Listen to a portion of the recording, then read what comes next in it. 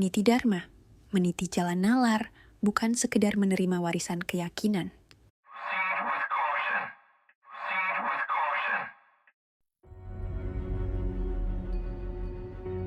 Do you think that religion should be a personal choice?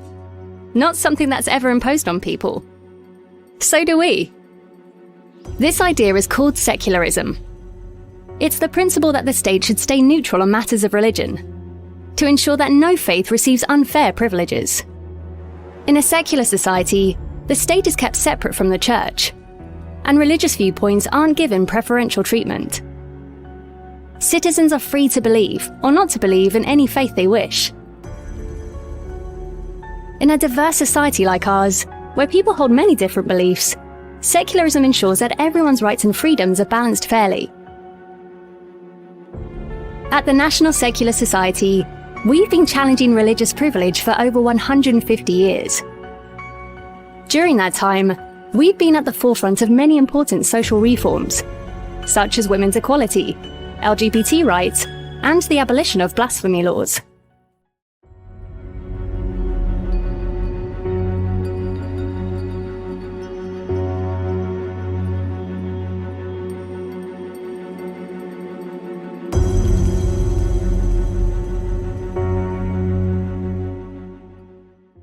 Pernahkah kita bertanya, apa sebenarnya arti dari negara sekuler? Banyak orang langsung mengira, sekuler itu anti Tuhan, sekuler itu anti agama. Tapi benarkah begitu? Negara sekuler bukanlah negara yang melarang agama, bukan pula negara yang memusuhi iman. Sebaliknya, negara sekuler justru menjamin kebebasan setiap warganya untuk percaya atau tidak percaya. Karena itu hak asasi setiap manusia. Beda dengan negara religius yang mewajibkan warganya untuk memeluk agama tertentu.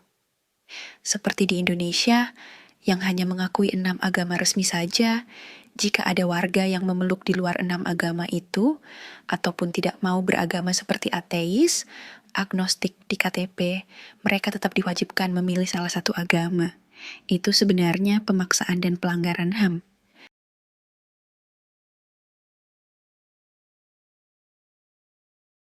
Dalam negara sekuler, agama tidak digunakan sebagai dasar hukum publik. Negara tidak berpihak pada satu keyakinan tertentu, tapi memastikan semua warga, apapun agamanya, diperlakukan setara. Yang dijadikan fondasi adalah ilmu pengetahuan, nilai-nilai kemanusiaan, dan keadilan yang berlaku untuk semua. Bayangkan seperti wasit di tengah pertandingan. Dia tidak bermain untuk tim manapun. Tapi justru karena netral itulah pertandingan bisa adil dan damai. Begitulah peran negara sekuler. Ia tidak memihak agama tertentu, tapi melindungi semua keyakinan secara setara. Jadi, sekuler bukan berarti anti agama, tapi sebuah panggilan agar negara tidak dikendalikan oleh dogma, melainkan digerakkan oleh akal sehat, ilmu, dan nurani kemanusiaan. Jadi, apa itu negara sekuler? Negara sekuler adalah negara yang memisahkan urusan agama dengan urusan pemerintahan dan hukum negara. Artinya, negara tidak mendasarkan hukum dan kebijakan publik pada ajaran agama tertentu. Semua warga negara, apapun agamanya atau bahkan tanpa agama, diperlakukan setara di depan hukum.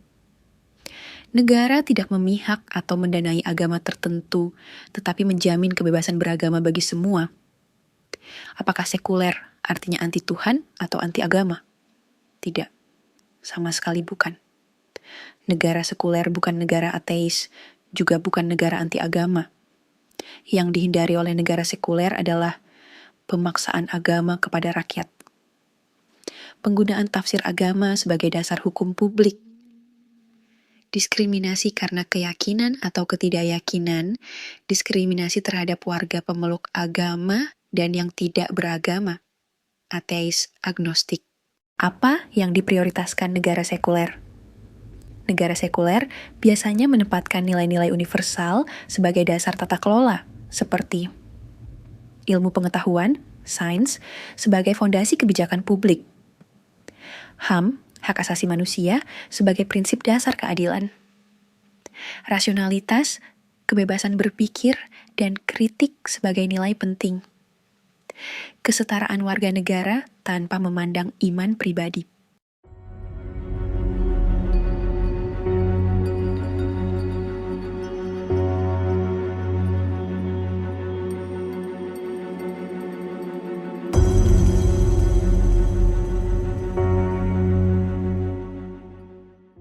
Bayangkan dua negara.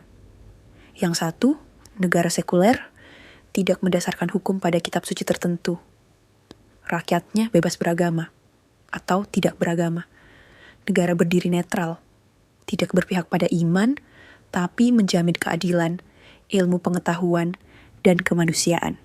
Yang satu lagi, negara religius. Hukum dan kebijakan dibentuk berdasarkan doktrin keimanan. Negara hadir bukan sekadar melayani warganya, tapi juga menjadi penjaga moralitas sesuai tafsir agama yang dominan. Kini kita bandingkan Finlandia, Denmark, Swedia, Norwegia, Belanda. Negara-negara ini sekuler, namun tiap tahun mereka konsisten berada di peringkat atas World Happiness Index. Tingkat kepercayaan publik tinggi, pendidikan kritis, ekonomi merata, rakyatnya merasa dilindungi dan didengar. Sekarang, bandingkan dengan negara-negara yang mendeklarasikan diri sebagai negara agama. Iran, Arab Saudi, Mesir, Indonesia, dan Pakistan. Beberapa di antaranya bahkan kaya minyak, kaya sumber daya alam, dan kaya sejarah. Namun justru peringkat kebahagiaannya rendah. Kenapa? Karena dogma sering menggantikan dialog. Dan iman yang semestinya menguatkan malah dijadikan alat kekuasaan. Bagaimana dengan Indonesia? Negara ini lahir dari kebhinekaan. Namun, perlahan bergerak bukannya bergerak ke sekularisme, malah ke arah yang lebih religius. Sayangnya, berakibat tingkat kebahagiaan rakyatnya selalu tertinggal, berada di bawah peringkat 70. Padahal sumber daya melimpah, budaya kaya, tapi kenapa rakyatnya belum bahagia?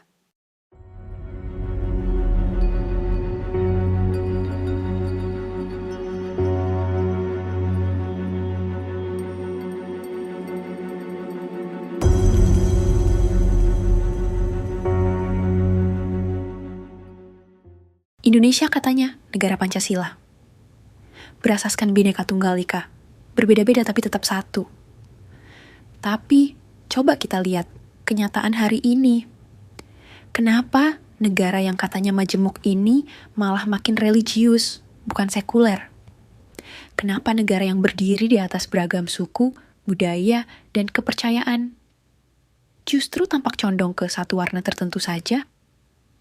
Faktanya, banyak kebijakan dan undang-undang negara tidak menunjukkan posisi netral, tapi justru menunjukkan keberpihakan pada agama tertentu. Dan seringkali itu berarti agama mayoritas. Contoh paling sederhana, kolom agama di KTP. Hanya 6 agama resmi yang boleh dicantumkan. Islam, Kristen, Katolik, Hindu, Buddha, dan Konghucu. Pertanyaannya, bagaimana dengan penganut kepercayaan lokal? Bagaimana dengan ribuan agama lain di dunia? Dan bagaimana dengan warga negara yang memilih jadi ateis atau agnostik? Apakah mereka dianggap warga negara kelas 2? Lalu ada undang-undang penistaan agama. Ironisnya, UU ini sering dijadikan tameng oleh pihak mayoritas untuk membungkam kelompok minoritas. Kita masih ingat ada warga yang dipenjara karena sekadar memprotes suara toa masjid yang dirasa terlalu keras. Tapi di sisi lain, kelompok mayoritas yang membubarkan paksa ibadah minoritas. Cukup damai di kantor polisi, tanda tangan di atas materai, lalu selesai. Apakah ini bentuk keadilan? Apakah ini makna sejati dari Bhinneka Tunggal Ika?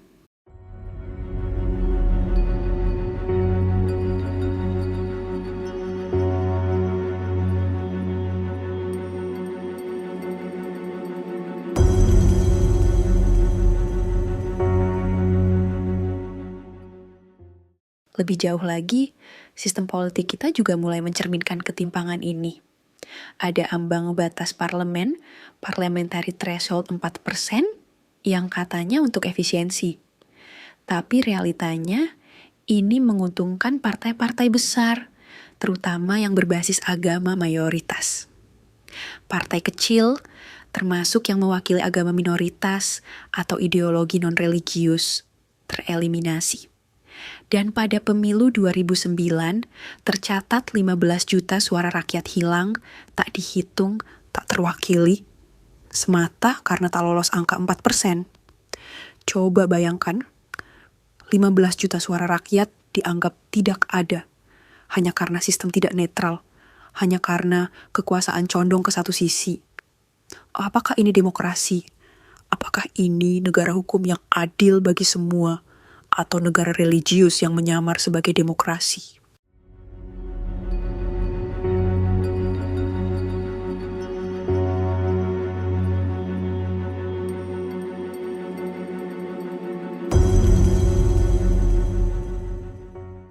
Sekularisme bukan berarti anti agama.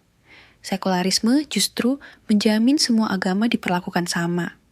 Dan yang tidak beragama juga punya tempat. Sekularisme adalah ruang netral yang tidak memihak. Tapi sayangnya arah kita tidak ke sana. Arah kita justru ke negeri di mana agama bukan hanya urusan pribadi, tapi telah merembes ke setiap kebijakan, hukum, bahkan ke ruang-ruang hidup kita sehari-hari. Maka pertanyaannya, masihkah kita benar-benar bineka? Atau kita sedang diam-diam menuju keseragaman yang dibungkus dengan simbol suci?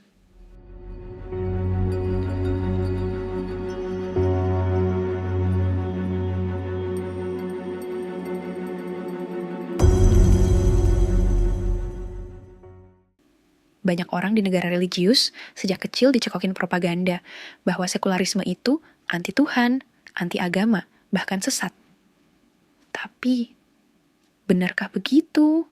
Atau itu cuma bentuk ketakutan dari elite agama? Karena kalau negara benar-benar netral, berdiri di atas semua agama, maka rakyat pun jadi bebas berpikir, bebas mempertanyakan dogma, bebas mengkritisi keyakinan, tanpa takut dijebloskan ke penjara, tanpa dicap menista, atau dibungkam atas nama moralitas. Dan disitulah titik bahaya bagi elite agama. Karena ketika orang mulai berpikir ulang, banyak dari mereka mulai melihat kejanggalan yang selama ini dianggap suci. Kisah manusia berjalan di atas air, naik ke langit 7 tingkat, atau hidup kembali setelah 3 hari di dalam perut ikan. Dulu, semua itu tabu untuk ditanyakan. Tapi ketika logika diberi ruang, banyak yang tersadar bahwa apa yang mereka anggap mutlak ternyata penuh kontradiksi. Dan saat kesadaran itu datang, tak sedikit yang mulai melepaskan diri dari jerat dogma. Mulai mencari spiritualitas yang lebih personal, lebih masuk akal, lebih membebaskan. Itulah yang ditakuti para elit agama, kehilangan kendali atas umat. Umat yang dulu patuh, kini mulai merdeka secara pikiran. Karena dalam negara sekuler, agama tak lagi punya monopoli atas kebenaran, dan kekuasaan tak bisa lagi diselubungi jubah suci.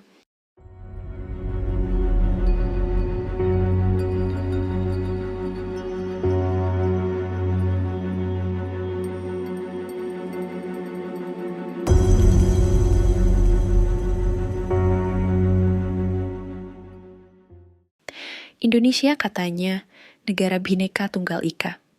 Negara demokrasi. Tapi, coba kita tanya dengan jujur, apakah kita benar-benar negara yang menjunjung keberagaman? Atau sebenarnya kita sedang menjalani bentuk teokrasi terselubung yang dibungkus simbol demokrasi? Faktanya, dari semua presiden Indonesia sejak merdeka, semuanya beragama Islam. Semuanya juga berasal dari etnis Jawa. Apakah ini kebetulan? Atau sistem yang diam-diam membatasi siapa yang layak jadi pemimpin? Bahkan Pak Habibie, satu-satunya presiden non-Jawa, pun naik bukan karena dipilih langsung oleh rakyat, Tapi karena menggantikan Soeharto yang lengser, apakah ini demokrasi atau sekadar ilusi demokrasi? Di atas kertas, Indonesia menjamin kesetaraan, tapi dalam praktiknya mayoritas yang mengatur segalanya, agama, budaya, bahkan politik. Semua dibungkus dengan narasi moral mayoritas. Sekarang, bandingkan dengan Singapura, negara tetangga yang kecil tapi teguh memegang prinsip sekularisme. Meski mayoritas penduduknya beragama Buddha, mereka tidak pernah menjadikan agama sebagai syarat jadi pemimpin. Pemimpin dari etnis India, beragama Hindu, bisa jadi presiden. Bahkan Halimah Yacob, seorang perempuan muslim dari minoritas etnis Melayu, pernah menjabat sebagai presiden Singapura. Itu bukan karena kuota, bukan karena gimmick, tapi karena di negara sekuler sejati, agama dan ras bukan penentu nasib politik seseorang. Jadi, pertanyaannya, Indonesia ini sebenarnya negara bineka, atau negara yang diam-diam hanya memberi ruang bagi satu identitas? Apakah ini benar demokrasi, atau agama dan etnis tertentu saja yang punya hak atas panggung kekuasaan?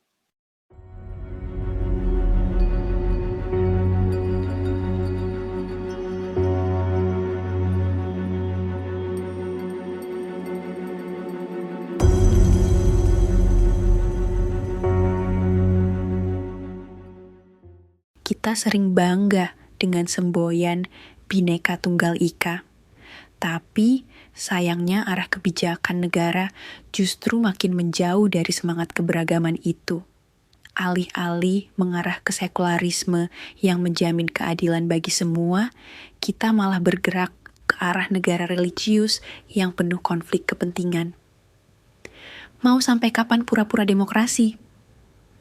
Kalau benar kita bangsa yang menjunjung Bhinneka Tunggal Ika, kenapa kenyataannya kekuasaan selalu dikuasai oleh golongan yang sama? Kenapa agama, etnis, dan suku tertentu saja yang dianggap layak memimpin? Jangankan sekelas presiden. Untuk jabatan gubernur DKI Jakarta saja, yang seharusnya jadi cerminan keberagaman ibu kota, ketika untuk pertama kalinya calon non-muslim mencalonkan diri secara langsung, ia justru dihabisi. Ahok memang pernah jadi gubernur, tapi itu bukan karena dipilih langsung oleh rakyat, melainkan karena Jokowi naik ke kursi presiden, dan posisi wakil otomatis naik menggantikan.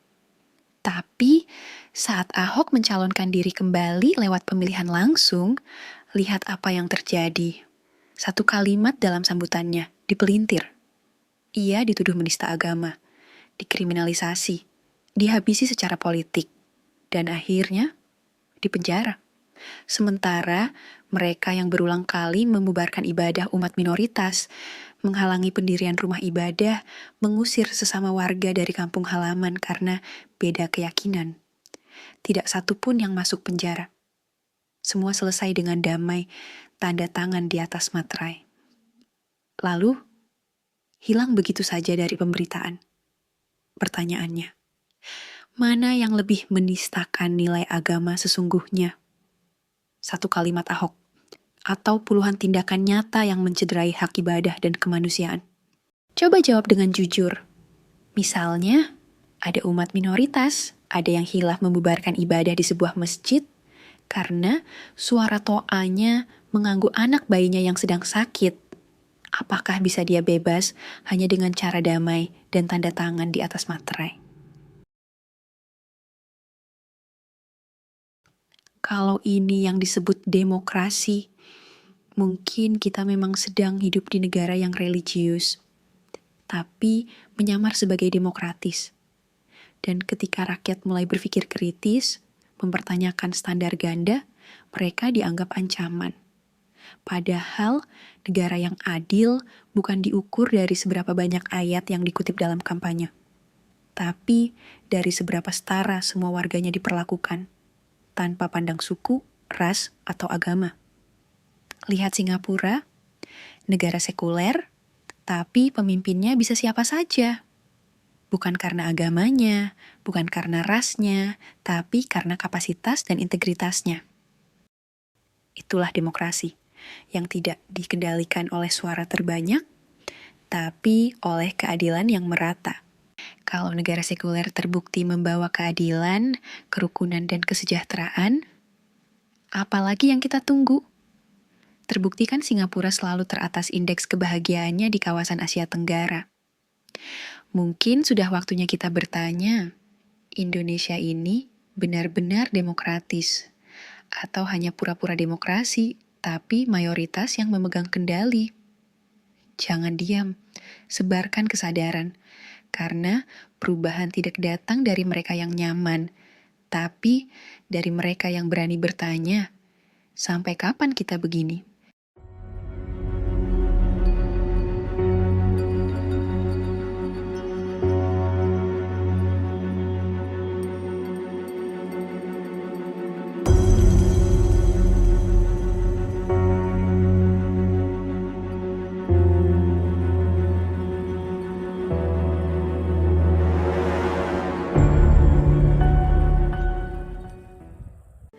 Kalau kamu merasa topik ini menggelitik sisi terdalammu, dan kamu ingin menjelajahi pertanyaan-pertanyaan eksistensial lain dengan nalar, logika, dan kesadaran, dan apakah kamu sedang mencari makna hidup di luar ayat, di luar dogma, dan di luar identitas yang diwariskan dunia?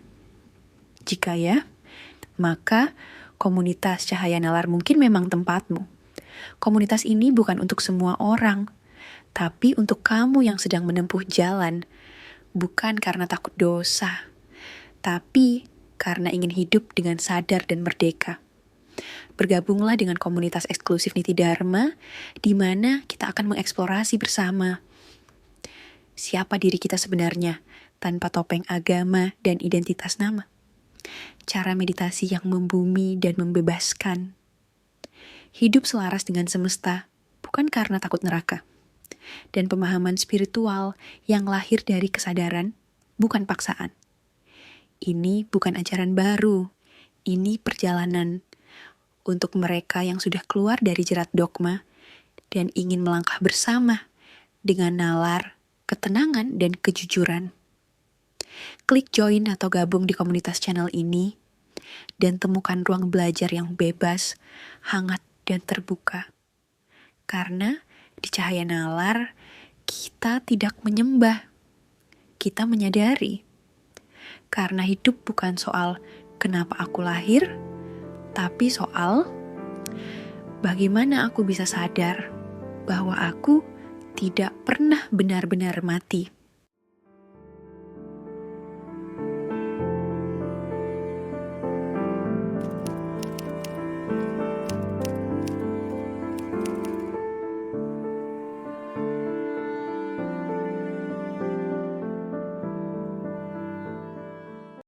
Kalau kamu suka video ruang refleksi seperti ini, jangan lupa subscribe dan nyalakan notifikasinya. Sampai jumpa di video berikutnya, di mana kita terus belajar, bukan untuk merasa diri benar, tapi untuk jadi manusia yang lebih sadar.